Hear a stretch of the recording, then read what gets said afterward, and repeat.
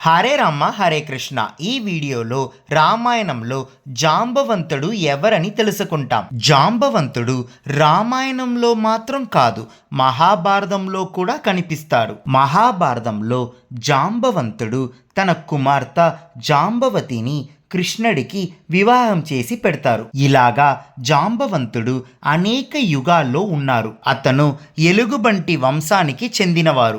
రామాయణంలో అతని ముఖ్య పాత్ర ఏమిటంటే, సీతను కనుక్కునేదానికి ఎవరు లంకకు వెళ్తారని అడిగినప్పుడు హనుమంతుడు మౌనంగా ఉన్నారు. అప్పుడు జాంబవంతుడు హనుమంతుడు దగ్గరకు వచ్చి, హనుమంత, ఇది నీ వల్లనే సాధ్యమవుతుంది అని చెప్పారు.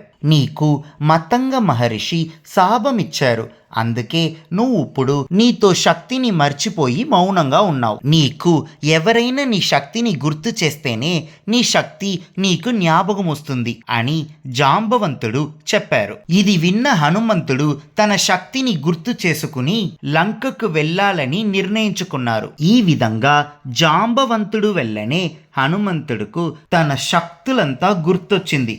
అందుకే మన ఈసీజీ కార్డ్స్లో జాంబవంతుడికి పాజిటివ్ సింబల్ ఇచ్చినాము. మరియు లంకలో సంజీవి పర్వతంని ఎవరు తీసుకుని రావాలి అని ప్రశ్న వచ్చినప్పుడు కూడా మౌనంగానే ఉన్నారు. అప్పుడు కూడా జాంబవంతుడు హనుమంతుడికి తన శక్తులని గుర్తించారు. ఈ విధంగా జాంబవంతుడు పాత్ర అతి ముఖ్యమైనది. ఇంకా జాంబవంతుడు గురించి ఎక్కువ తెలుసుకోవాలంటే ఈ వీడియో డిస్క్రిప్షన్లో ఉండే లింక్ని తప్పకుండా చూడండి. హరే రామ హరే కృష్ణ.